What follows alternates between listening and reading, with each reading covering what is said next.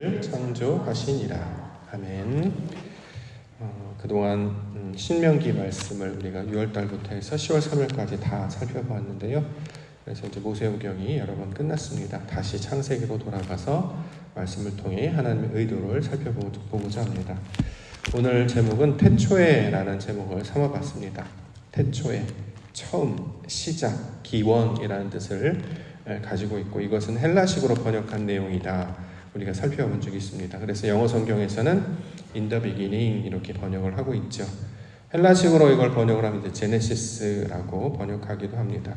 그런데 이것을 우리는 베레시트, 히브리식으로 번역하면 베레시트가 된다, 이렇게 우리가 살펴봤습니다. 자, 태초에 무슨 일이 있었던 것인가? 가장 처음 시작했던 그 첫 순간에 어떤 일이 있었고, 그것은 왜 일어나는 것일까?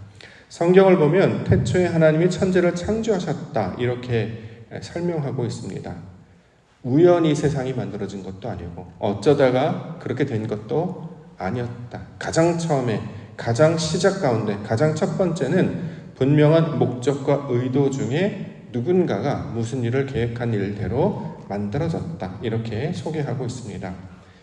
지나가다가 하늘에서 무슨 쓰레기가 떨어진다거나, 길거리에 가다가 누군가를 만난다거나, 이걸 우리가 다 이제 우연이라고 이야기합니다만, 성경은 그렇게 우연이 된 일이 아니라 분명한 의도와 목적을 가지고 생겨난 일이다라고 소개하고 있습니다. 그 의미가 무엇이냐면 하나님이 천지를 창조하셨다라는 것입니다. 주체가 누구인지, 목적이 무엇인지, 또 대상이 무엇인지, 그래서 어떻게 하겠다는 것인지 이 한 문장에 다 담겨져 있다라는 것이죠. 그 의도를 따라 우리는 다시 예배합니다. 그 의미를 따라 우리는 살아갑니다.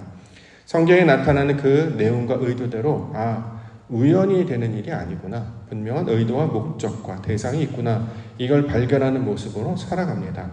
그것을 우리는 하나님의 백성, 거룩한 성도라고 이야기하는 것이죠.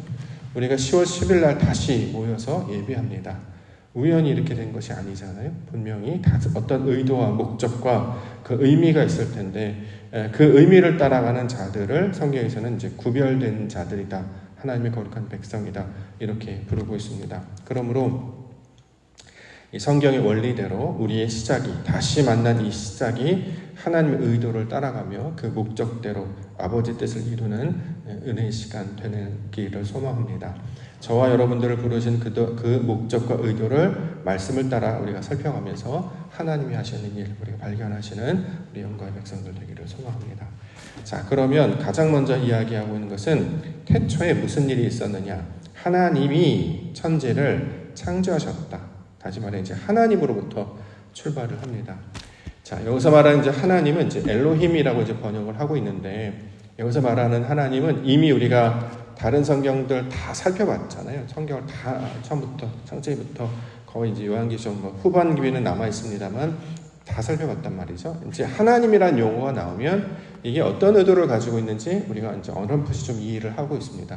하나님은, 여기서 성경에서 말하는 하나님은 그분만을 가리키는 말이 아니겠구나, 이걸 이제 이해할 수 있단 말이죠. 왜냐하면 성경의 모든 내용을 보니까 하나님의 의도는 하나님이 그래서 그랬는데 그랬어로 끝나는 게 아니라 그분이 끊임없이 우리 가운데 찾아오셔서 만나주시고 찾고 부르시고 연합하셔서 마침내 하나 되기를 원하고 계시고, 그 목적을 이루는 것이 무엇이냐? 그게 엘로헤누, 우리 하나님이라는 표현이었습니다. 그래서 이 본문에 나타나는 엘로힘은, 엘은 이제 보통 우리가 알고 있는 것 하나님이라는 뜻이잖아요. 엘, 그다음에 힘이라는 단어로, 세 단어로 표현하고 있습니다. 하나님이 우리를 가르치셔서 연합하게 하신다라는 뜻을 가지고 있는 말이었어요. 처음에 이제 엘로힘은 하나님을 가리키는 용어구나, 어떤 전문적인 용어를 가리키는 말이었구나, 이해를 했는데, 이 전체적인 성경 내용을 쭉 따라가서 의미를 살펴보니까 그것은 단순한 용어로 끝나는 것이 아니라 하나님이 우리를 가르치셔서 연합하게 하시는 그 모양을 나타내는 말이었구나. 그러므로 하나님은 우리와 함께 하신다라는 것이 의도라는 거예요. 하나님의 의도는 무엇이냐? 우리와 함께 하시기를 원하신다. 그래서 끊임없이 찾아오시고 끊임없이 말씀하시고 해와 그 다음에 나타나는 것들 많이 이제 살펴보겠습니다만 이미 갖추어진 세상의 일을 통해서 날마다 우리를 만나기를 기뻐하시고 찾아오시는 분이심을 설명하고 있는 것이죠. 그 단어가 어디에 속해져 있냐면 바로 앞에 베레스트, 태초에라는 말에 담겨져 있습니다. 이걸 우리가 이제 시간적 개념으로는 이제 태초의 시작, 근원으로 이해를 합니다만 히브리어 단어를 살펴보면 베레스트라고 되어 있단 말이죠. 되게 신기한 것은 성경의 첫 단어가 뭘까?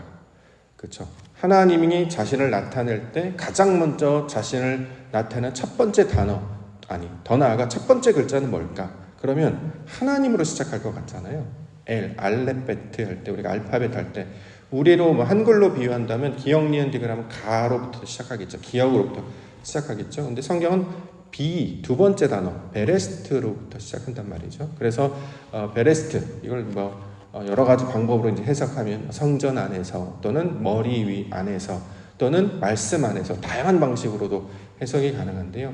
자, 이게 뭐냐면 하나님의 집 안에서 하나님께서 그의 형상을 닮은 자들 가운데 함께 하시는 그 안식의 내용을 담고 있는 단어가 이 베레스트. 우리는 이제 보통 태초에라는 말로만 번역을 하기 때문에 시간적 개념으로만 알고 있는데 전체적인 의도는 아버지의 형상을 닮은 아들이 아버지의 집 안에 들어와서 안식과 평강을 누리는 상태. 이걸 베레스트라고 하고 다른 말로는 샬롬이라고 말하기도 하죠. 평강이라고 우리가 보통 번역하는 말. 근데 이것이 베레스트라고 하는 단어 안에 다 담겨져 있는 말입니다. 자, 아버지가 내 안에, 내가 아버지 안에. 그게 베레스트라는 거예요. 그래서 그러니까 베레스트라는 의미가 뭔지를 모르니까 그 다음에 하나님이 엘로힘, 그 다음에 하늘과 땅 창조하셨다. 이 말로 이제 풀어서 설명하고 있는 것이죠. 자, 그러므로 우리가 가장 먼저 생각해 볼 수 있는 건 아버지가 내 안에, 내가 아버지 안에. 예수님께서 이 땅 가운데 오셔서 가르쳐 주신 말씀이었잖아요. 그러므로 하나님은 멀리 계신 분이 아니라 우리 안에 들어오시기를 원하시고 우리의 목적은 하나님 안으로 들어가는 것이 목적이어야 한다라는 것이죠. 우리가 다시 예배를 시작함에 있어서 출발할 때 늘 마음 가운데 기억해야 되는 것이 무엇이냐? 언제 어디서든지 아버지 집 안에 있는 것이어야 된다. 성전 안에 있는 것이어야 된다. 말씀 안에 있는 것이어야 된다. 하나님의 뜻 안에 있는 것이어야 된다라는 것을 가장 먼저 가르쳐주고 있습니다. 이전에는 이런 일들 생각해 보지 않았어요. 아버지가 누구신지 또 나는 혼자만 살아야 되는지만 알고 있었기 때문이었죠. 그런데 친절하게도 하나님께서는 성경을 통해서 그가 우리 안에, 우리가 그 안에 있기를 원하시고 그것이 창조의 의도와 목적임을 설명하고 있습니다. 언제 어디서나 우리 하나님 함께 하시기 때문에 부르는 자에게 예수님께서 하늘에 계신 우리 아버지여 이렇게 기도하라 말씀하신 이유도 바로 그러한 목적이 될 것입니다. 또한 이제 10월 달을 지나서 이제 우리 2025년도도 100일도 안 남은 상태인데 이제 우리가 소위 말하는 대림절, 대강절 지나서 이제 성탄절로 나아가지 않습니까? 주님께서 이 땅 가운데 오시는 임마누엘의 주님께서 왜 우리 가운데 찾아오셔야만 했는가? 우리와 함께 있게 하기 위해서 하나님의 집으로 우리를 인도하시기 위해서 이 땅 가운데 찾아오시는 날을 우리가 맞이하며 기다리며 나아갑니다. 그러므로 우리가 이제 일상을 다시 시작할 때 놓치지 않게 하시고 늘 하나님 안에 있게 하시고 하나님이 우리와 동행하는 분이심을 기억하게 하여 주시옵소서. 이것이 의도와 목적이기 때문에 놓치지 아니하고 항상 주의 은혜와 영광 가운데 살아가시는 우리 성도님들 되시기를 소망합니다. 두 번째가 이제 하늘과 땅이죠. 하늘과 땅, 하샤마이. 여기서 말하는 하늘은 우리가 생각하는 저 하늘을 가리키는 말이라기보다 하나님을 가리키는 말이라고 했어요. 우리가 하나님을 알지 못하니까 하늘과 땅으로 설명을 한단 말이죠.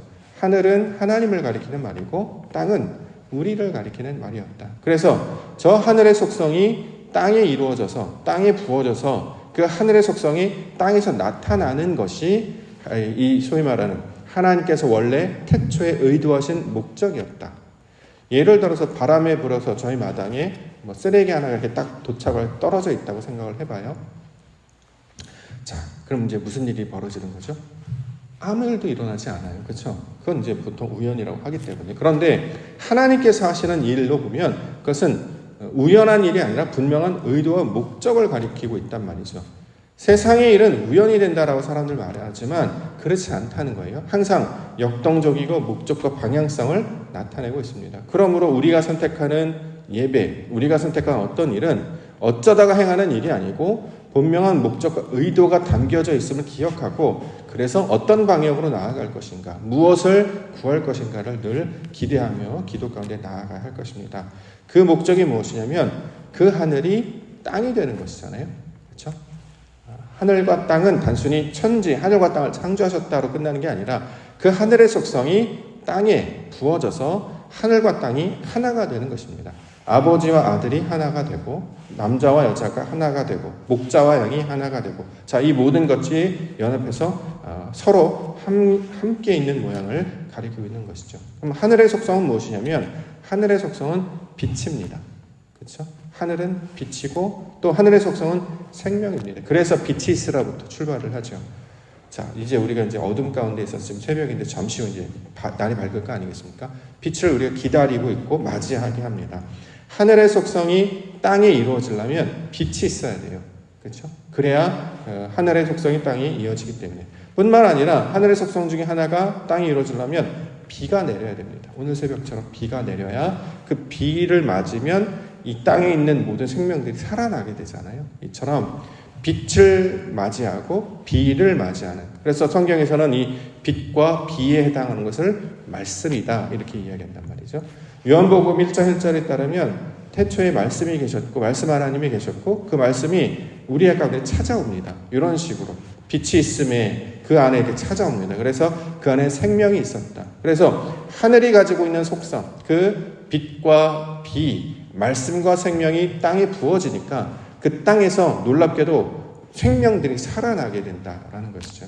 그러므로 우리가 구하고 우리가 찾아야 되는 것은 이 땅에 있는 것들을 구하는 게 아니라 하늘에 있는 속성들을 구해야 합니다. 하늘에 있는 속성이 생명. 하늘에 있는 속성은 다른 것이 아니라 하나님이 가지시고 있는 속성이죠. 뭐 생명 또는 어떤 성실 또는 은혜와 자비, 사랑 여러 가지 것들 있겠습니다만 이처럼 뜻이 하늘에서 이루어진 것 같이 땅에 이루어지는 것을 우리 가운데 하늘과 땅이라는 단어의 모습으로 설명을 하고 있는 것이죠. 그래서 하늘은 하나님, 땅은 우리를 가리키는 말이었잖아요. 그래서 그 땅이 옥토로 변하는 것. 그래서 우리 교회 이름도 옥토인데 하늘의 속성을 그대로 우리가 받아 누리면 그 메말랐던 땅이 생명을 얻고 그 안에 열매를 맺는 것처럼 하나님의 것을 우리가 받아 누릴 때에 온전한 생명, 살아있는 모습으로 나아가게 될 것임을 보여주고 있습니다. 그러므로 우리가 해야 되는 것은 무엇이냐면 빛을 받아야 되는 것이죠. 빛을 비추면 숨는 것이 아니라 빛을 받아야 합니다. 말씀 앞으로 나아가야 됩니다. 하나님께서 비를 내리시면 맞아야 되는 것이죠. 우리는 이제 비를 맞으면 불편하기 때문에 안 맞으려고 하는데 동물들이나 식물들은 비를 맞아야 살잖아요. 빛을 맞이해야 산단 말이죠.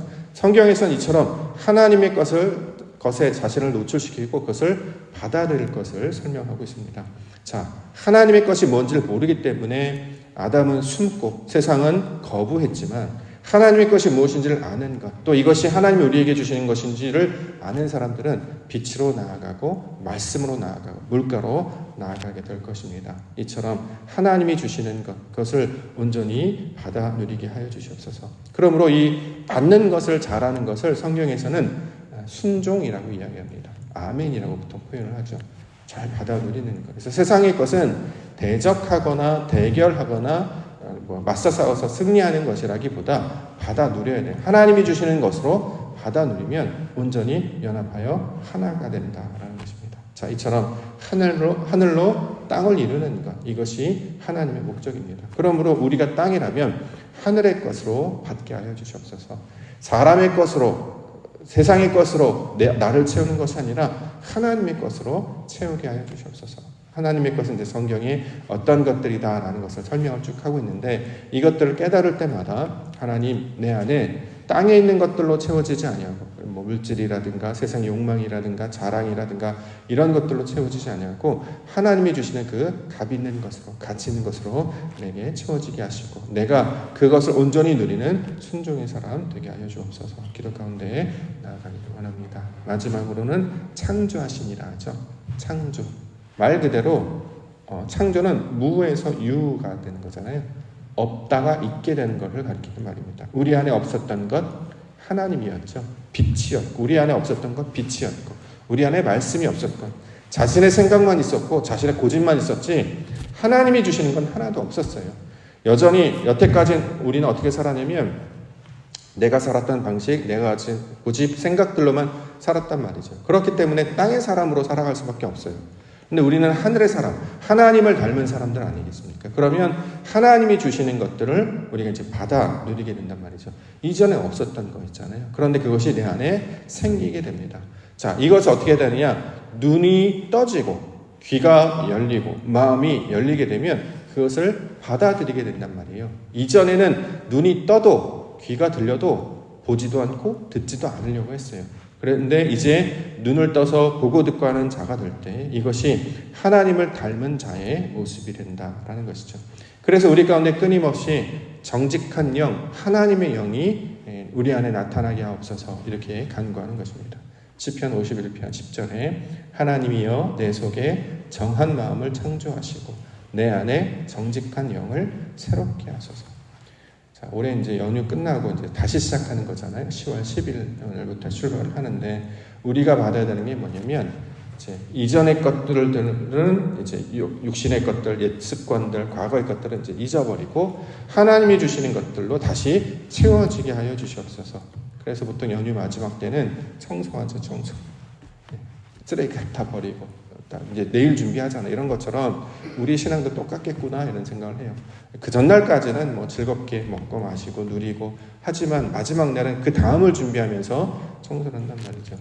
우리나라 사람들, 외국 사람들은 날이 밝으면, 날이 밝거나 날이 화창하면 여행을 떠난다고 하죠. 세상의 것들을 보기 위해서. 우리나라 사람들은 날이 맑거나 밝으면 청소를 한대요. 재미있는 특성이다라는 생각을 하고 있는데 신앙적으로도 의미가 있다라고 생각합니다. 다시 세상이 밝기 시작하고 새해를 맞기 시작했을 때 우리가 해야 되는 것, 내 것을 비워내고 하나님의 것으로 채워지는 것입니다. 이것을 새 영, 하나님의 영으로 채우는 것이다. 그래서 2절에 영에 관한 이야기가 나오죠. 땅이 혼돈하고 공허하고 흑암 깊음이 있다가 하나님의 영이 수면이 운행하신다. 하나님의 영이 운행하는 그 목적이 무엇이냐? 하나님께서 우리 가운데 찾아오시려고 만나시려고 또 함께 하시고 동행하시려고 이렇게 역사하시는구나. 이걸 계속해서 설명하고 있는 것입니다. 우리에게 맡겨주신 새로운 날들 오늘도 하나님 동행해 주시고 인도해 주실 줄 믿습니다. 우리가 기억해야 될 것 절대 혼자가 아니고 하나님이 우리와 함께 하시고 하나님은 우리를 하나님의 사람으로 만드시기를 원하시고 그래서 이전에 없었던 성품들, 이전에 없었던 습관들, 이전에 없었던 지식들을 갖게 하심으로 하나님을 점점 더 알아가게 하심으로 하나님이 연합하는 사람, 하나님의 뜻으로 살아가는 사람 만드시겠구나. 이것을 우리 가운데 가르쳐주고 있다라는 것이죠. 이것을 성경에서는 창세기다 이렇게 이야기합니다.